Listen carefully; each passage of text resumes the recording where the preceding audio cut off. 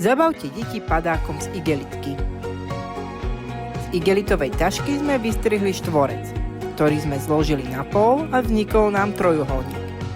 Ten sme preložili na menší trojuholník, ešte menší a ešte menší. Odstrihli sme roh, otvorili a prepichli väčším špendlíkom.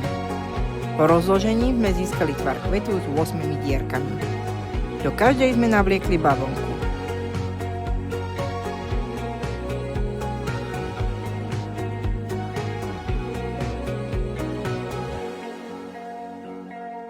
Tento padák sme zložili, šnúrky zarovnali a ostáva už len vyrobiť parašutistu.